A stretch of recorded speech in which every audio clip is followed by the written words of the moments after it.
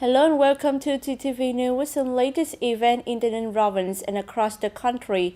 Ladies and gentlemen, on the afternoons of November 14, 2024, the People Committees of the province has its regular meeting for November 2024 to provide feedback on several proposals presented by 13 departments.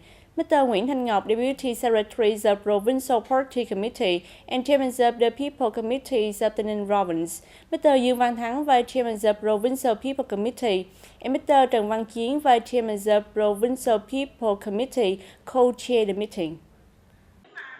After listening to reports from the provincial departments, the participants discussed and gave ideas, and the Provincial People's Committee agreed with the proposed draft of resolutions, and Chairman Nguyễn Thanh Ngọc assigned the relevant departments to cooperate in finalizing these drafts. Notable among these is the draft resolution on policies to attract and support the teachers at the public preschool institutions in the province for the period of 2025 to 2030, and there is also the draft resolution on support for housing and land policies for ethnic minority communities in the poverty and near-poverty situation living stably in the province, as well as other important draft resolutions. The draft resolutions will be presented at the upcoming sections of the Provincial People's Council. In October 2024, members of the Steering Committee 389 of the province, along with the law enforcement agencies, diligently implemented directives related to combating struggling trade fraud and counterfeit goods in the province. As a result, they achieved several notable outcomes. Specifically, in October, authorities handled a total of 71 administrative violations. The total budget revenue from these efforts exceeded 5.3 billion Vietnam dong, marking an increase of 11 cases and 4.5 billion Vietnam dong compared to the previous month. In terms of criminal enforcement, law enforcement agencies initiated 5 cases involving 6 individuals. This represents an increase of 4 cases and 5 individuals compared to the previous month. Additionally, relevant agencies stepped up efforts to raise awareness and have businesses sign commitment not to engage in a state of smuggled goods, not to produce, store, or trade prohibited goods, counterfeit, intellectual property infringing items, substandard goods, and unsafe food products. Ladies and gentlemen, at 4 p.m. on November 14, the main gates of Cao Đài Holiday Inn officially opened to welcome guests and followers attending the 100th anniversary of founding the Cao Đài, also known as the Railway of the First Universal Salvation.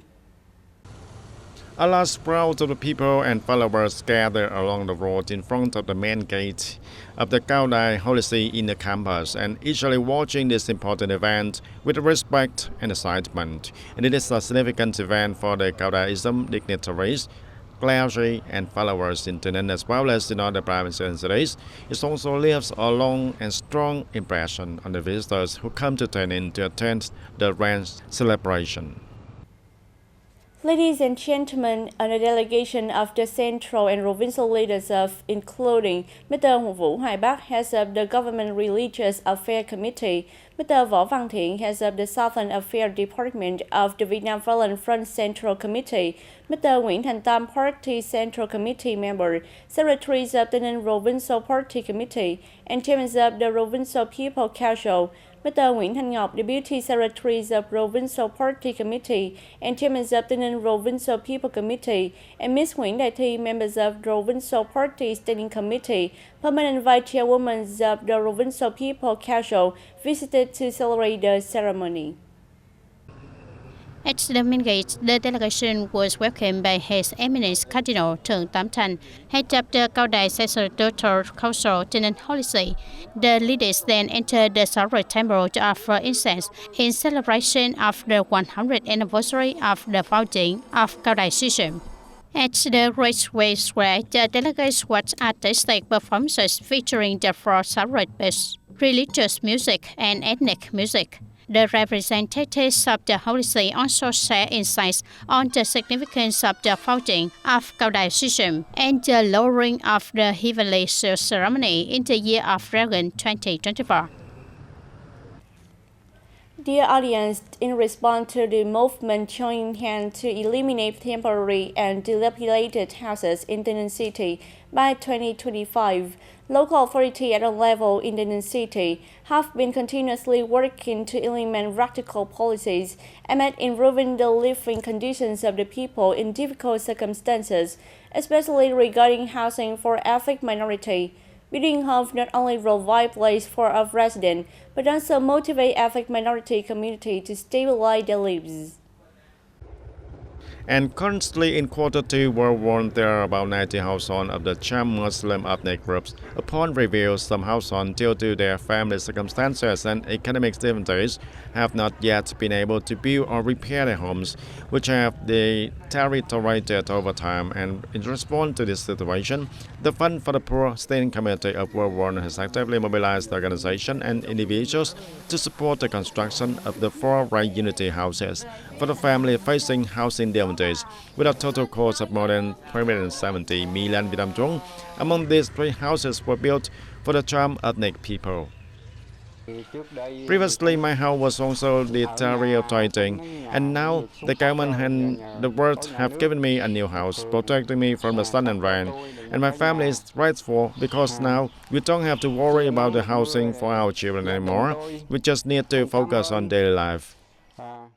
And with the goal of ensuring that by 2025 there will be no temporary or dilapidated houses in TayNinhTV City, it is hoped that in the coming time, World War and other localities in the city will continue to receive active support from organizations and individuals, bringing more new homes to the ethnic minority communities and the people in it. In the future, we hope that local authorities and philanthropists will pay more attention to our ethnic communities, especially in terms of housing. It's not just our ethnic groups, but also the King people in Q2 who are facing housing difficulties also.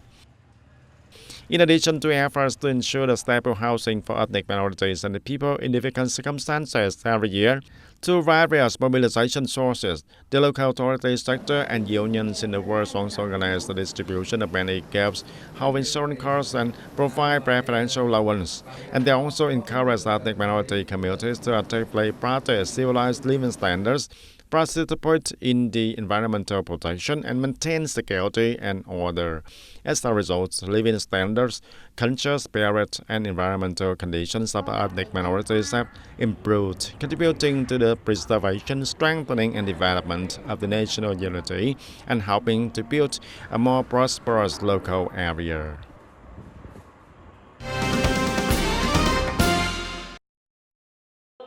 On the morning of November 14, the People's Committee of Trang Bang Thao, in collaboration with the Department of Science and Technology of TayNinhTV Province, organized the Creative Startup Festival, connecting and promoting outcome products, industrial and rural development highlights 2024. The event was attended by Mr. Ha Minh Dạo and Mr. Huỳnh Đăng Khoa, Deputy Directors of the Department of Science and Technology of TayNinhTV Province. The festival features various activities including networking, consulting, and promoting knowledge on creative startups, digital transformation, as well as discussions on the current state of entrepreneurship, innovation, and exemplary startup ideas in recent times. The event also focused on supporting, connecting, and developing outcome products, industrial goods, and rural development highlights. Additionally, delegates had the opportunity to visit booths showcasing startup products and outcome items from businesses and households, both within and outside Trang Bang Thao.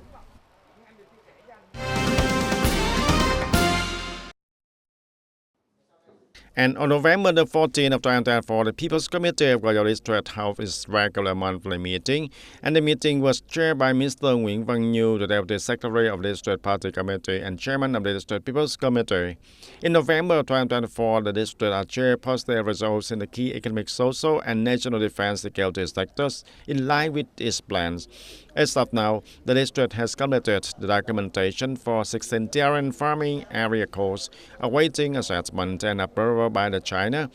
One facility for fresh coconut packaging has also been granted a certification number, and the estimated average product value per hectare is about 131 million Vietnam dong.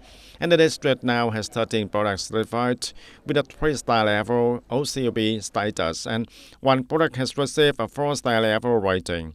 Efforts continue to be reviewed and strengthen the criteria to maintain and sustain the 8 out of 8 communes that have achieved the new rural development standards for the 2021 and 2025 period. The social welfare policies have been effectively implemented, ensuring the well-being local residents. Ladies and gentlemen, during 100th anniversary celebration of communism founding, traffic in the area around the Holy was higher than usual. To ensure traffic safety and order congestion, the traffic police actively deploy personnel and vehicles, collaborating with other relevant units to maintain order, guide traffic, and facilitate smooth and soft movement for the public. As the time for the grand ceremony approached, traffic pressure increased. The traffic police quickly deployed to key roads leading to the Holy See to guide and manage traffic flow, assisting people in moving safely. This helped minimize vehicle collisions and prevent traffic jams. The traffic police are very serious in managing traffic flow, ensuring safety for the public. Thanks to them, issues like drunken driving and traffic accidents have been arrested. The Traffic Police Department of Hoa Thanh Thao, Yum Châu District Police, and other law enforcement agencies were proactive in assessing the situation and ready to assist the public, controlling traffic flow and offering guidance, especially on roads forecasted to have high vehicles volume, such as Lạc Long Quân Street, Cách Mạng tháng 8 Road, Lý Thường Kiệt Street, and others.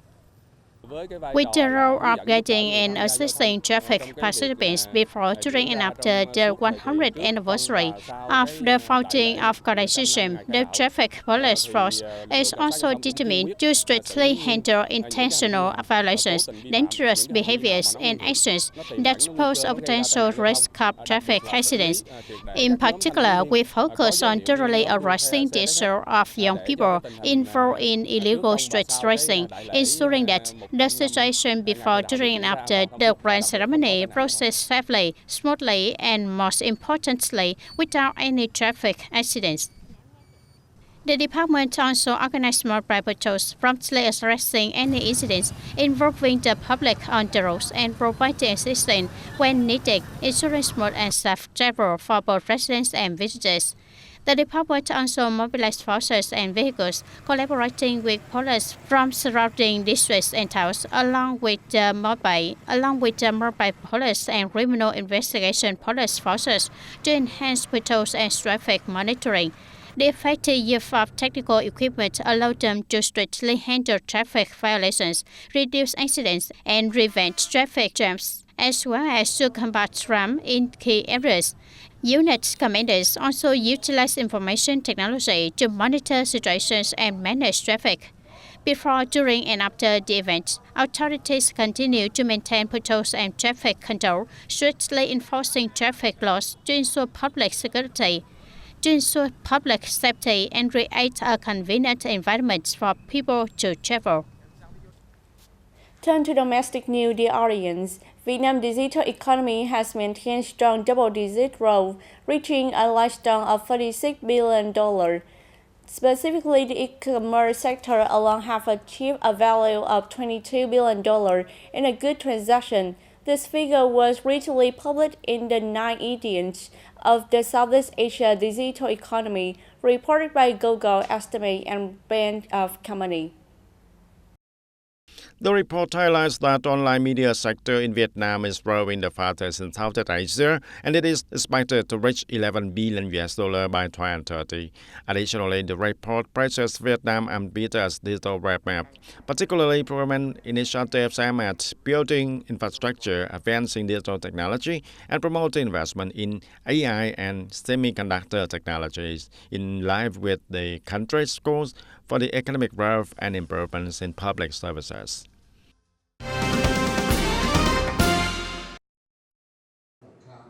On November 13 at Nui Chua National Park in Ninh Thuận Province, the Directorate of Fisheries under the Ministry of Agriculture and Rural Development of Vietnam coordinated the program training on rescuing sea turtles and marine mammals and collecting data on unintentional bycatch of sea turtles and marine mammals. During the training, participants were taught advanced skills in rescuing sea turtles and marine mammals, how to handle emergency situations, care for injured individuals, and methods for safely releasing them back into their natural habitat. According to scientists, Vietnam's coastal waters are home to 5 species of sea turtles that live in forests along the coast and offshore islands.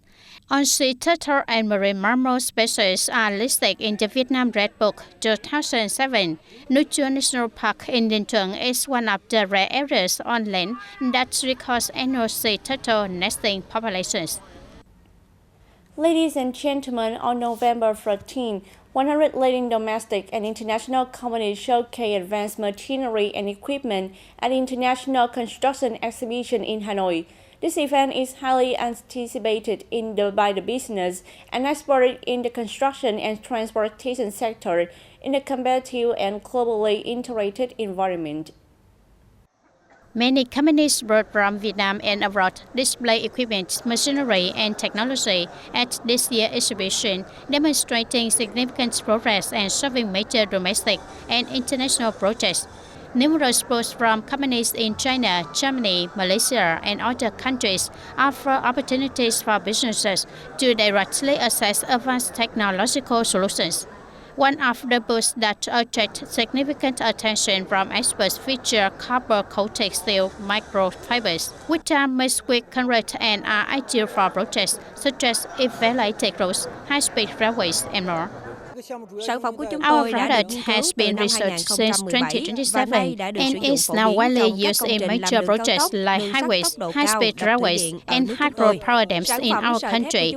We have to collaborate with Vietnamese companies to introduce our best products to the Vietnamese market and bring our new technology to Vietnam's infrastructure projects. Although the number of booths from Vietnamese companies were fewer compared to international exhibitors, local companies presented a range of advanced, superior products and technologies, such as centrifugal concrete pipes that have been applied to many national projects. Introducing to the market a sustainable centrifugal concrete product, which means a product that saves fuel and addresses the low bearing capacity of construction sites and projects to reduce environmental emissions. In addition to the exhibition, a specialized seminar on cement and concrete was held, helping companies address current challenges while opening up pathways for innovation and the future role of the industry. And that's all for today, TTV News. Thank you for being with us and goodbye for now.